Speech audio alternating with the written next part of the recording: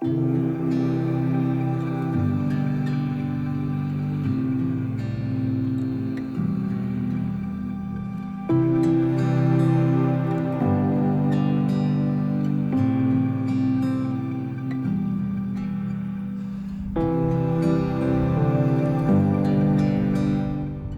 Harburg ist eine Höhenburg am südöstlichen Rand des Nördlinger Ries.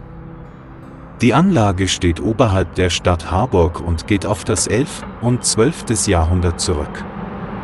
Die Burg zeigt sich heute überwiegend im baulichen Zustand des 18. Jahrhunderts. Die Höhenburg gehörte, wie auch die Schlösser Wallerstein, Baldern und Hohenaltheim, dem fürstlichen Hause Oettingen-Wallerstein. Die Burganlage ist ohne Bezug zu einer älteren Talsiedlung entstanden, ein Vorgang, der im hohen Mittelalter außerordentlich selten war. Erst im Anschluss an die Burg entwickelte sich auf dem engen Talboden zwischen der Wörnitz und dem Burgfelsen die Burgsiedlung, die heutige Stadt Harburg.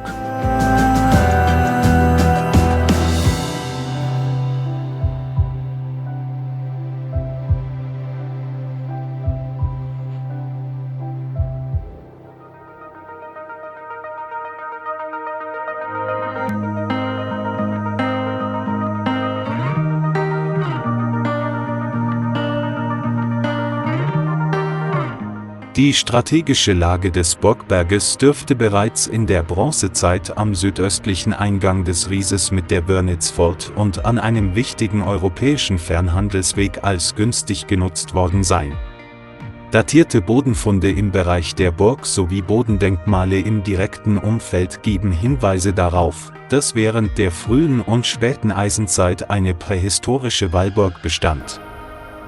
Erst wieder im 9. und 10. Jahrhundert dürfte dieser, aufgrund der Spornlage als ottonische Landesburg gegen die Ungarneinfälle während dieser Zeit befestigt worden sein und auch als Fliehburg gedient haben. Dadurch wird auch die strategische Bedeutung der Harburg zu Zeiten der Ottonen und Salier am Eingang des Wörnitztals bestätigt.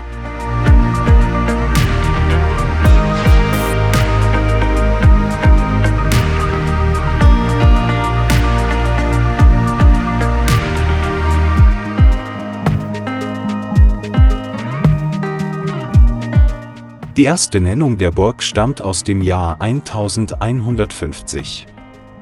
Der damals 13-jährige Staufer Heinrich IV. Schrieb einen Brief nach Konstantinopel an seine Tante, die Kaiserin Irene von Byzanz. In dem Brief berichtete er von der Schlacht bei Flochberg gegen Welf IV. Während der staufischen Epoche von der Mitte des 12. bis zur Mitte des 13. Jahrhunderts erfolgte der Ausbau zur großflächigen Reichsburg, in der die Vorburg einbezogen wurde. Bergfriede und inneres Tor sind auf quadratischen Grundrissen erbaut und bestehen aus Buckelquadern.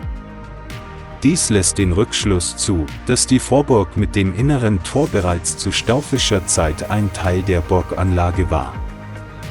Östlich der Harburg wurde in der ersten Hälfte des 12. Jahrhunderts in direkter Sichtachse die Burg Wellwart erbaut, die in Verbindung mit der Harburg den südlichen Eingang zum Ries kontrollieren sollte und als Warte- und Vorwerk diente.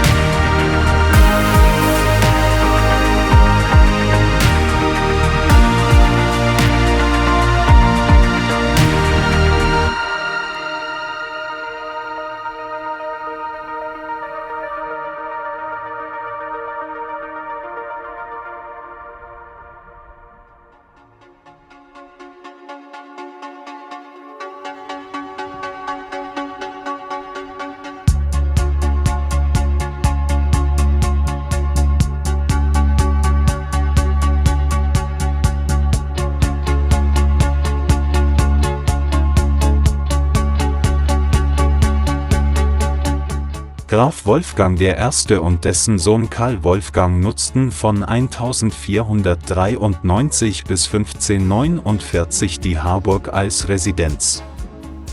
Hochrangige Gäste auf der Harburg durften in dieser Zeit ihren Namen und ihre Titulatur mit Jahreszahl mittels einer Diamantnadel auf dem achteckigen gläsernen Oettingen-Willkomm eingravieren.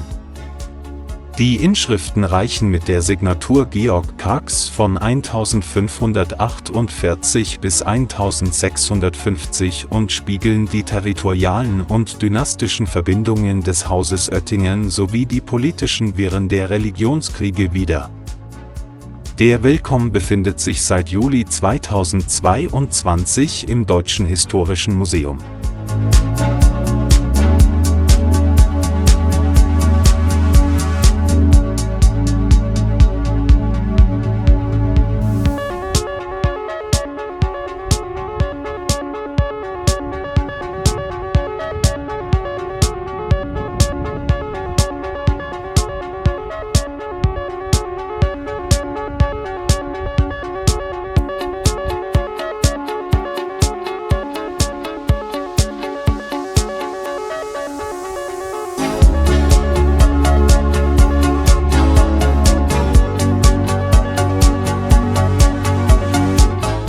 Unter den Oettinger Grafen wurde die Burganlage weiter ausgebaut. Hussitenzeitlich, das heißt aus der Zeit um 1420 bis 30, ist der südlich und westlich vorgelagerte, turmreiche Zwinger. Graf Karl Wolfgang teilte sich die Regierung mit seinem Bruder Ludwig XV. Und herrschte von der Harburg aus über die Gebiete der Grafschaft Oettingen, die sich südlich der Eger befanden. 1539, nach dem Bauernkrieg, berief Karl Wolfgang eine Synode in Harburg ein, auf der alle Pfarrer seiner Grafschaft über die evangelische Konfession diskutierten und schließlich wurde die Augsburger Konfession eingeführt. Während des Schmalkaldischen Krieges blieb Graf Karl Wolfgang neutral und trat dem Schmalkaldischen Bund nicht bei. Jedoch wurde die Burg Harburg im September 1546 von Truppen des Schmalkaldischen Bundes besetzt. Nach deren Kapitulation plünderten kaiserliche Truppen den damaligen Markt Harburg und besetzten die Burg. Die Folge des Schmalkaldischen Krieges war, dass Karl Wolfgang, trotz seiner Neutralität, im Dezember 1546 abgesetzt wurde. Er starb kinderlos 1549 auf Burg Harburg, wo ein Epitaph in der Schlosskirche an ihn erinnert. Mit seinem Tod fiel Harburg an die katholischen Grafen Friedrich V. und Wolfgang II.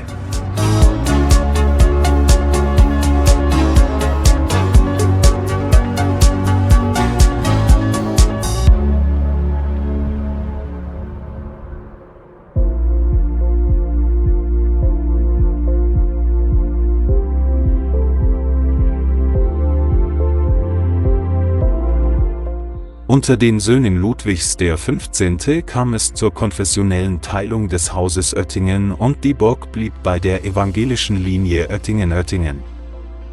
In der zweiten Hälfte des 16. Jahrhunderts wurden unter Graf Gottfried zu Oettingen-Oettingen Fürstenbau, Kastenbau, Pfisterbau und Burgvogtei erneut ausgebaut. Die Hauptburg erhielt dadurch größtenteils ihr heutiges Aussehen. Auch wurden die Wehreinrichtungen modernisiert und das untere Tor mit einer Zugbrücke 1594 fertiggestellt.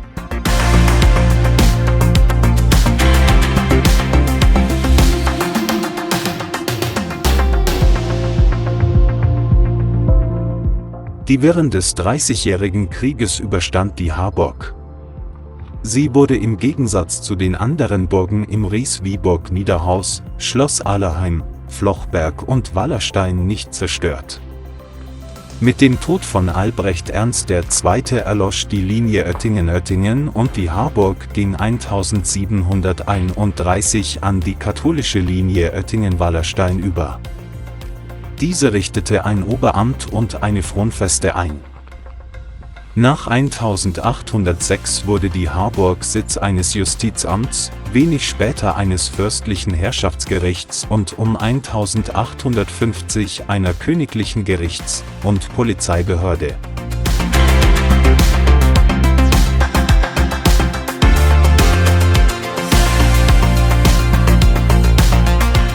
Im Zweiten Koalitionskrieg 1800 hatten sich in der Burg 160 Mann der österreichischen Infanterie unter dem Kommando eines Oberleutnants festgesetzt, der den Befehl gegeben hatte, sich aufs heftigste dem Durchmarsch der Franzosen, die sich von Ebermörgen her in Bewegung setzten, zu widersetzen. Nach ungefähr 30 Kanonenschüssen auf die Burg und der Drohung, dass die Harburg mit Haubitzen, die schon bis Ebermörgen hergeführt worden waren, in Brand geschossen und dann die Besatzung niedergemacht werden sollte, kapitulierten endlich die Österreicher und wurden zu Kriegsgefangenen erklärt. Während und nach der Beschießung der Harburg plünderten französische Soldaten im Markt und fügten vielen Bürgern bedeutenden Schaden zu.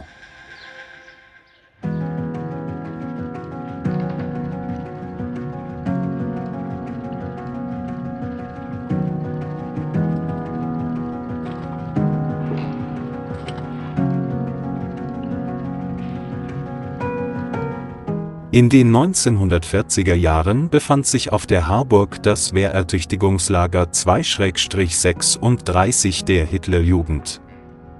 Unter der Burg führt seit den 1950er Jahren die B25 durch einen Tunnel. Während der Bauarbeiten in den Jahren 1955 bis 1957 erschütterten 15.000 Sprengungen den Felsen.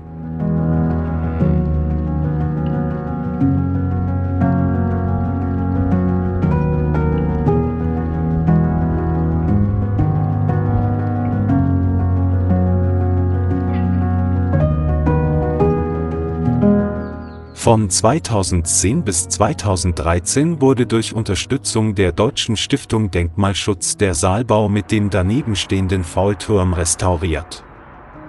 In ihrer Form stellt die Harburg weitgehend einen Idealtypus einer mittelalterlichen Burganlage mit Aufbau in Haupt- und Vorburg dar.